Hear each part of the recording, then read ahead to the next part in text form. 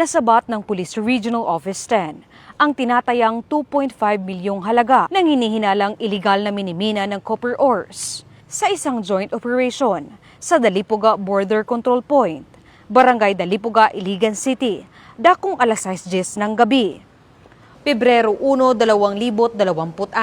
Sinagawa ang operasyon ng mga tauhan ng Iligan City Mobile Force Company sa koordinasyon ng Regional Intelligence Division 10, Police Station 3 ng Iligan City Police Office, Regional Intelligence Unit 10, Iligan City Police Office City Intelligence Unit, City Environment and Natural Resources Office ng Iligan City.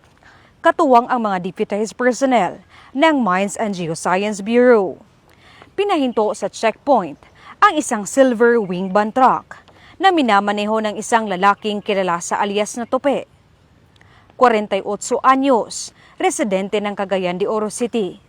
Kasama niya ang 3 helper na pawang kinikilala lamang sa kanilang mga alias. Sa isinagawang inspeksyon, nadiskubre ng mga otoridad ang humigit kumulang 500 sako ng hinihinalang copper mineral ores na umano'y nagmula sa iligal na pagmimina. Lumabas sa paunang investigasyon na ang kargamento ay idineklarang scrap materials at walang maipakitang kaukulang dokumento.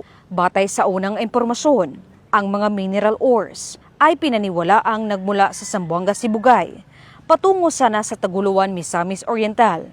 Ayon sa grupo, may hawak umano silang permit sa pagdadala ng mineral ores mula sa Zamboanga, Sibugay, na kasalukuyang isinailalim pa sa beripikasyon ng Mines and Geoscience Bureau. Napag-alaman din na ang wing van truck ay for hire at iginiit ng driver na wala siyang kaalaman na mineral ores ang laman ng kargamento. Ang mga nasamsam na mineral ores at ang sasakyan ay dadalhin sa tanggapan ng Department of Environment and Natural Resources, Mines and Geoscience Bureau Region 10 sa Cagayan de Oro City para sa wastong inventaryo at disposisyon. Mula dito sa inyong higalang pulis, Regional Office 10 Public Information Office. Ako ang inyong PNN correspondent, Patrolwoman Jane Rose Bohol, alagad ng batas, tagataguyod ng balitang pulis.